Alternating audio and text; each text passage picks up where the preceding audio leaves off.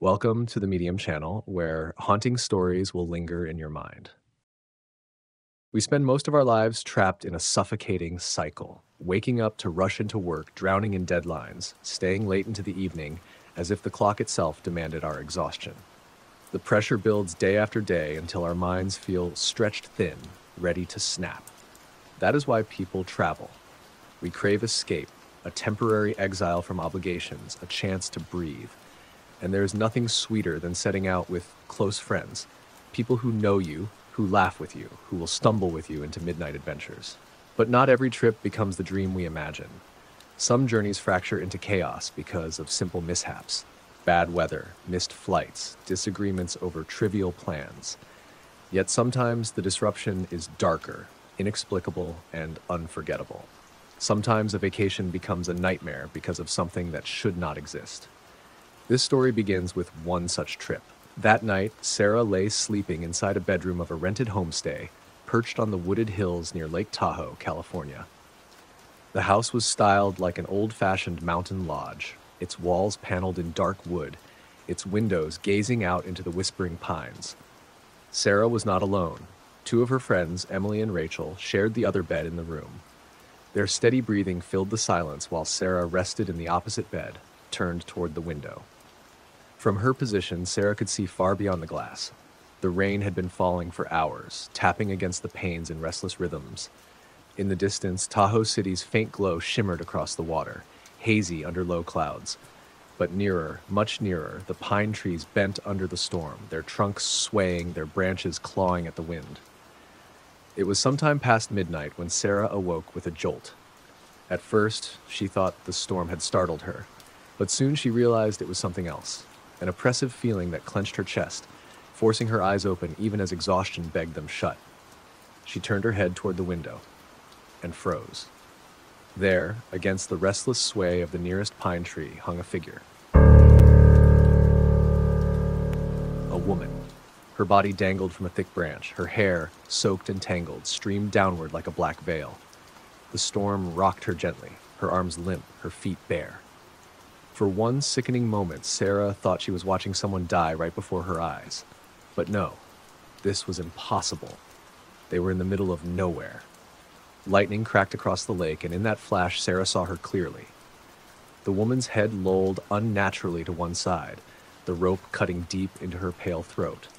Her eyes, wide and glassy, gleamed white as they caught the lightning. For a breathless heartbeat, Sarah was certain the corpse was looking directly at her. The thunder boomed, shaking the window. Sarah's gasp tore from her throat, but it died halfway, strangled by terror. She pressed a hand against her mouth. Her friends slept soundly behind her, unaware of the horror beyond the glass.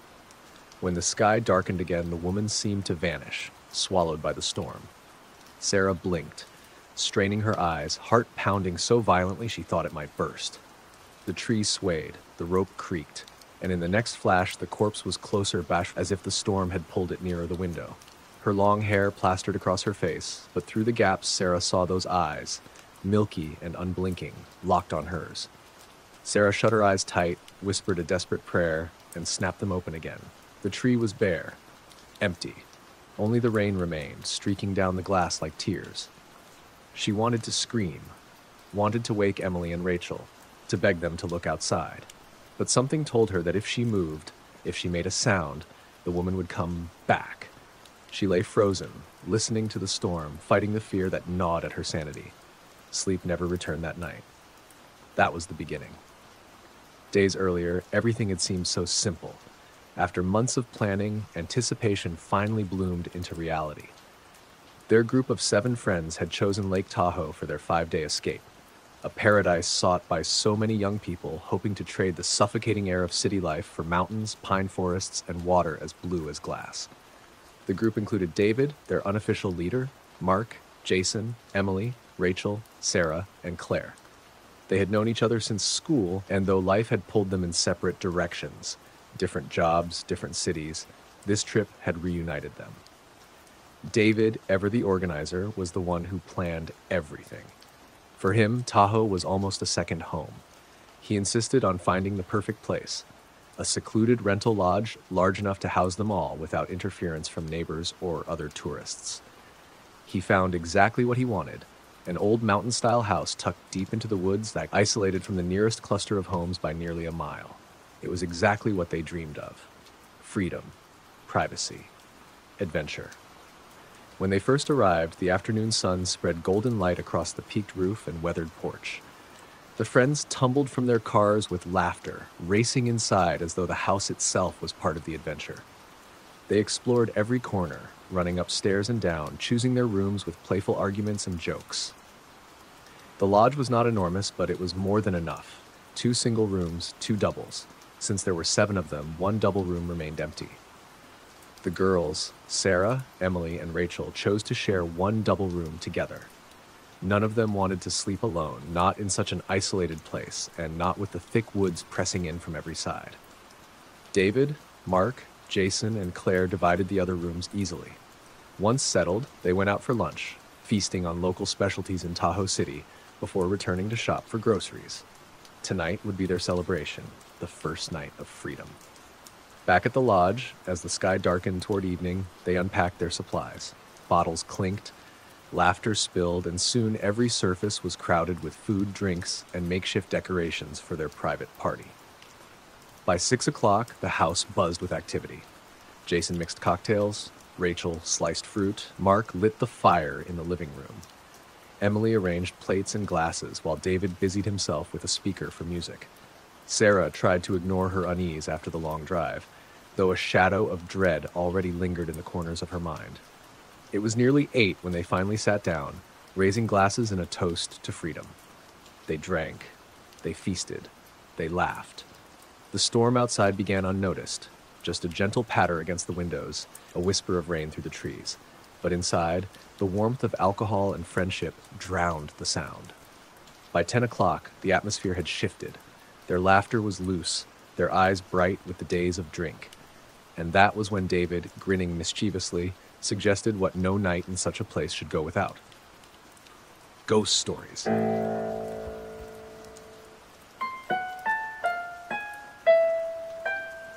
The others groaned, laughed nervously, but no one resisted. They gathered closer together, the storm outside now a steady percussion. Candles flickered in the draft, shadows twitching along the walls.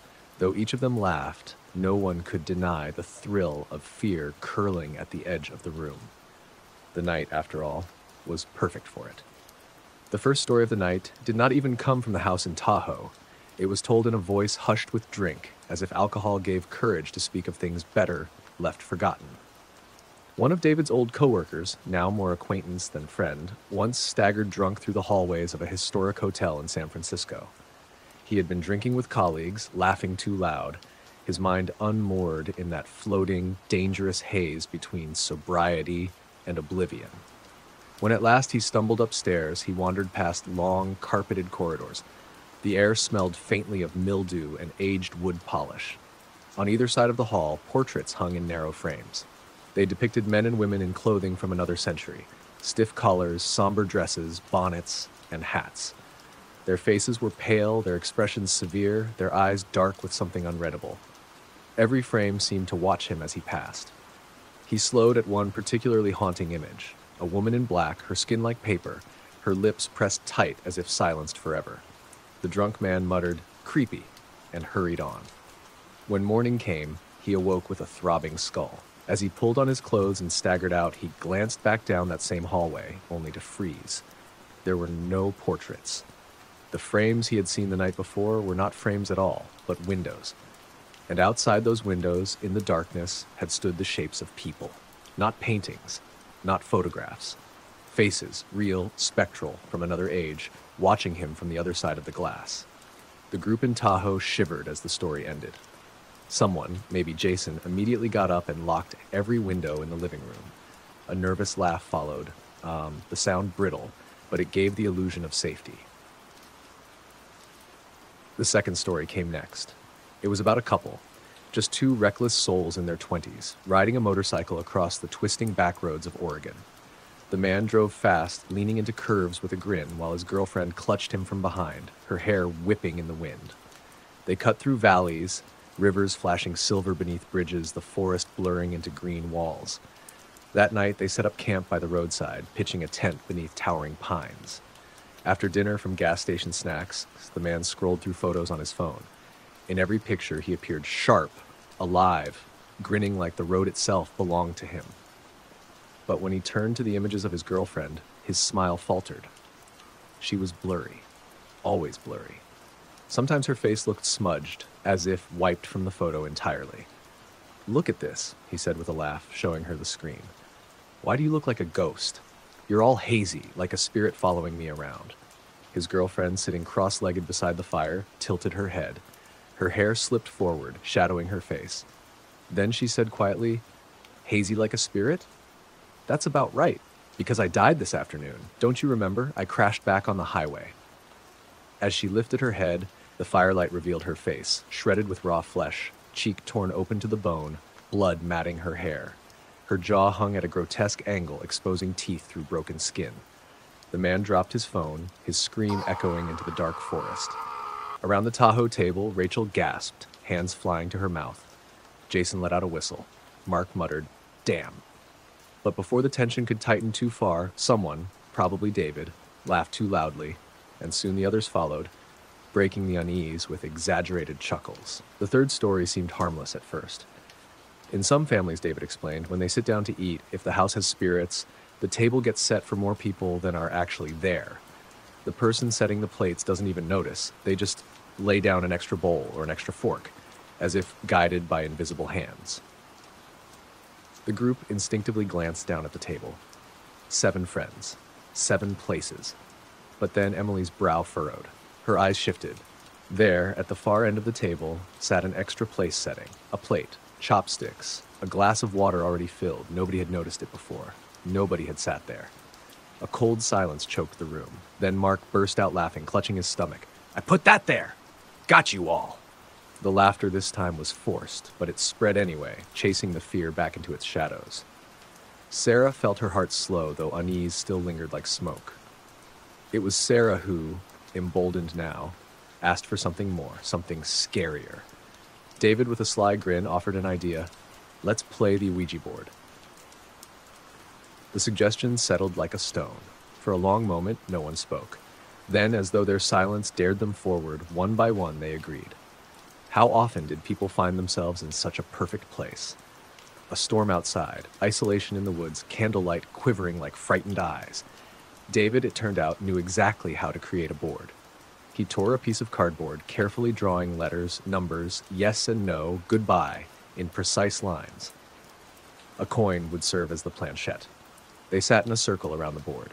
7 friends, knees brushing, shoulders hunched.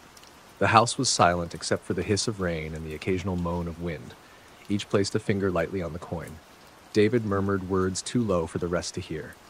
His lips moved, his eyes half closed. It felt like a prayer or an invocation.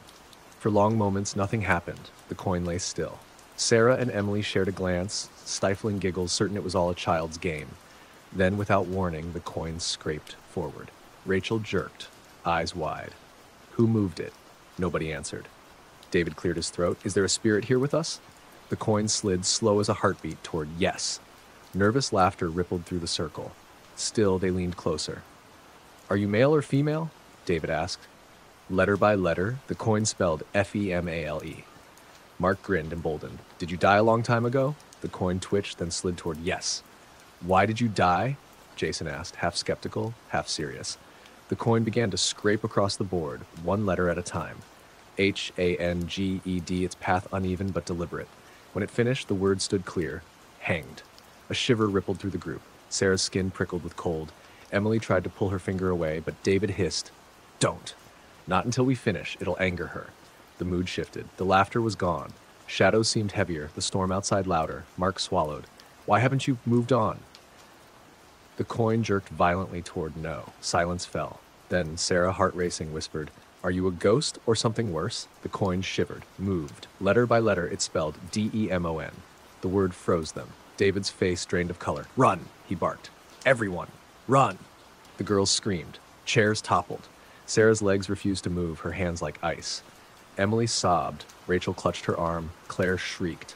The boys scrambled for light, for the switch, and then blinding brightness flooded the room. Mark was laughing. Jason was doubled over. David himself was grinning, holding the coin between two fingers. "It was us," he said. "We moved it. There's no demon, just a joke." The girls' faces were pale, their eyes wet. Sarah wanted to hit him, to scream, but her voice stuck. Emily was still crying, shaking so hard she couldn't catch her breath. Eventually, laughter died down. Midnight came. The party ended. They retreated to their rooms, though not all could sleep easily. The girls shared a bed again, Sarah in the middle. Emily trembled still, tears soaking her pillow. Thao whispered comforts, but Emily confessed the truth that froze the others. When the coin spelled demon, I saw legs behind Mark, white, dangling, like someone was hanging just above him. Sarah stiffened. "That's not possible," she whispered. "I swear," Emily sobbed. "Pale legs, just hanging." Thao insisted she was imagining things, but doubt gnawed at Sarah's chest. Eventually, exhaustion pulled them under. The storm grew stronger, wind shrieking through the trees. And then, deep in the night, came the sound. Like a coin falling. Sarah's eyes flew open. She held her breath. Another clink. The sound was unmistakable, the same coin they had used. Her pulse hammered. Slowly she turned her head toward the window. There, in the storm-lashed branches of a pine, hung the woman. Hair streaming, body limp, rope biting her throat. Lightning illuminated her pale, wet face, her eyes bulging, unblinking, fixed on Sarah. The tree swayed. The woman swung closer. Then the rope snapped. She fell, straight down, disappearing into the darkness below. Before Sarah could scream, a thunderous crash hit the roof above their room, shaking the walls. Her cry burst out, shrill and raw. The other girls bolted upright, clinging to her. Sarah's body shook, her skin icy. "She's outside! She's outside!" she gasped. The three clung together until dawn broke, the storm dissolving into fragile sunlight. Birds sang as if nothing had happened. But when they gathered in the living room, David asked casually, "Did anyone else hear the coin drop last night?" Every hand rose, and every face was pale. The next morning, the group's second day in Lake Tahoe began with laughter and bright spirits. The air was crisp, the scent of pine needles carried with the breeze, and sunlight poured over the forested slopes. They ventured out early, eager to take in the sights. There were moments of joy, kayaking on the lake's cold waters, wandering through the winding trails where deer occasionally darted across, and pausing for photos at overlooks where the horizon stretched endlessly. It was a perfect day on the surface. The kind of day where every smile looks genuine, every memory feels untainted. But perfection rarely lingers for long, and as evening shadows stretched across the mountains, something in Sarah, the quietest of the group, began to shift. A weight settled over her chest, an unshakable dread, like a whisper clinging to her spine. She barely touched her dinner during their outing, and by the time they drove back to the secluded Victorian-style homestay nestled among the trees, she was pale, restless, her eyes darting to the darkened windows as if expecting someone to peer back. That night, the group decided to start a bonfire in the front yard of the property. The forest surrounded them on all sides, pressing in like a silent, watching crowd. Beyond the circle of firelight, the world was swallowed whole by blackness. The fire caught quickly, pine logs spitting sparks into the air, flames twisting and crackling with life. It painted everyone's faces with flickering light and long shadows, the orange glow reflecting in their eyes. 7 friends huddled around the blaze, skewering marinated chicken on wooden sticks, holding them over the licking flames. The front of their bodies was scorched with warmth, while the back of their necks prickled with icy night air. It was both comforting and unsettling, as if the fire itself was the only barrier keeping something unseen at bay. "Hey," said Mark, the group's self-appointed leader, his grin wide and mischievous. "Should we tell ghost stories again?" Almost immediately, Emily groaned. "Absolutely not. You scared the hell out of us last night." The boys chuckled, nudging one another. "Come on, don't be such a coward," said Daniel, poking at the fire with a stick. "This is the perfect setting. Out here, in the woods, no one else around. What could be better?" Emily crossed her arms. Sitting in silence would be better. But Mark wasn't letting go. All right, no ghost stories tonight. How about something lighter? A joke." His grin spread wider, though the shadows made it look more like a sinister leer. The others leaned in, ready. "So," Mark began, his voice lowered into an ominous tone, A young couple is asleep one night when they hear someone fiddling with the lock. The girl shakes her boyfriend awake. "Get up! Someone's trying to break in," she whispers, but the guy just mutters, half asleep. "Relax, the lock's solid. Nobody's getting through." The girl insists, "Don't underestimate it. Don't let it break in and kill me like last time." The group blinked, confused. Mark smirked. "That's the twist. She's already dead. She's a ghost warning him about the intruder."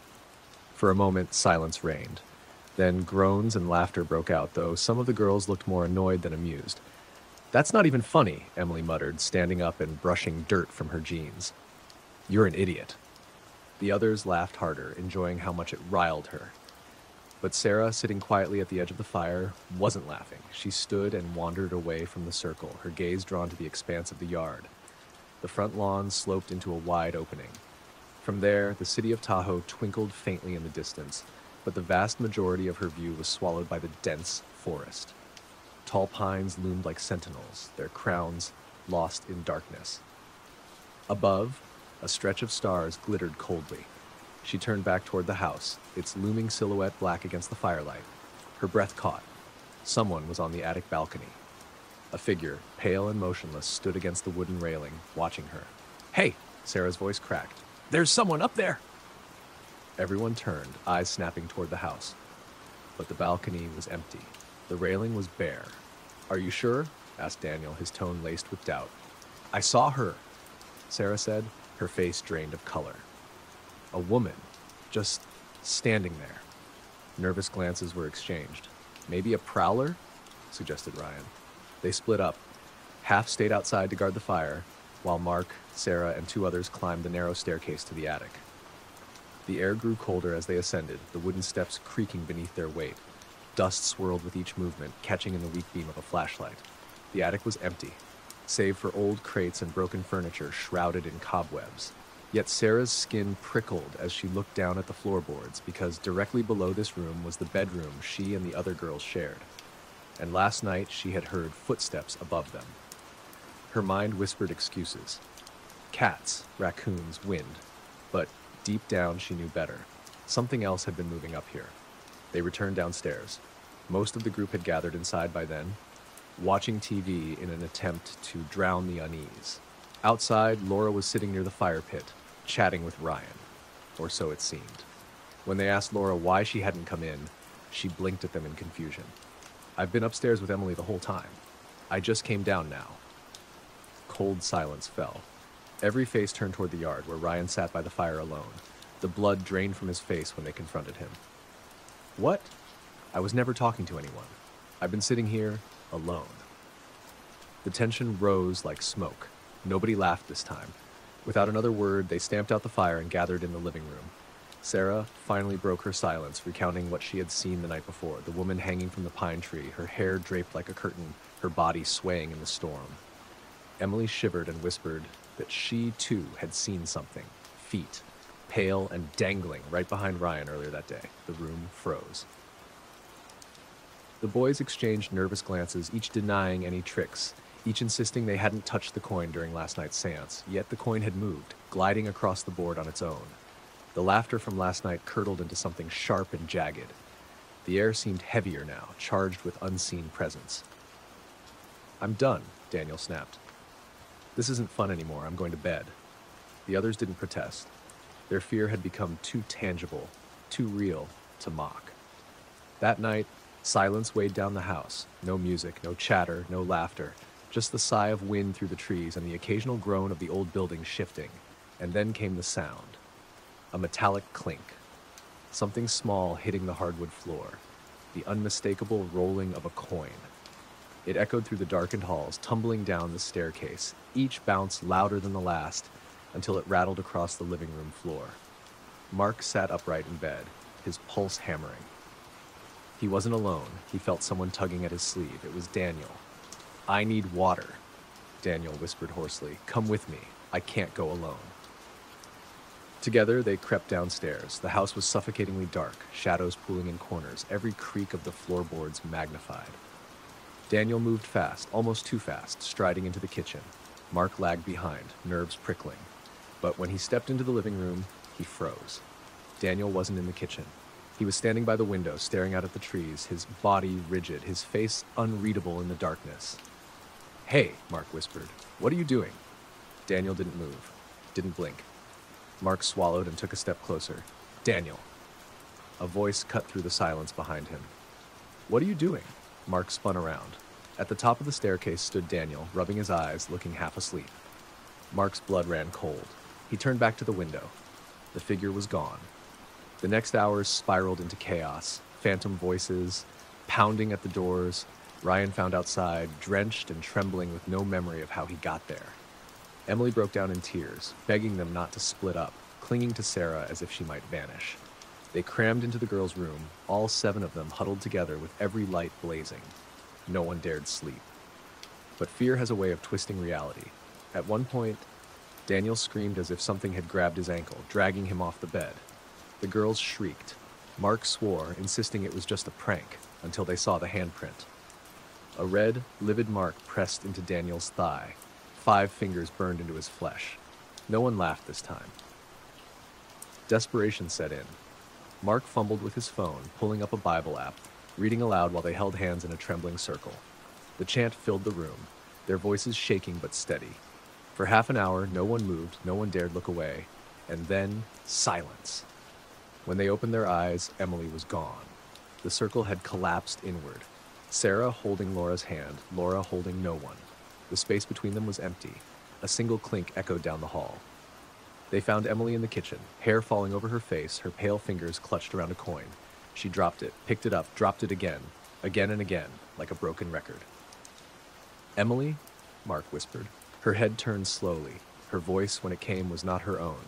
It was sharp, brittle, echoing with something far older. "Why did you call me, if you won't play with me?" The words sliced through the room. "Why did you call me back, and then ignore me?" Mark stepped forward, trembling. We didn't mean to. Tell us what you want. We'll do it." Emily's lips twisted. Her eyes burned red. Her face drained of color until she looked less like a girl and more like a corpse. "You used me for fun," she hissed. "You laughed. You mocked me. Now I'll stay." She lifted her head and the group staggered back. In her hand gleamed the reflection of the kitchen knife. Then she smiled. The chase that followed shattered every last trace of composure.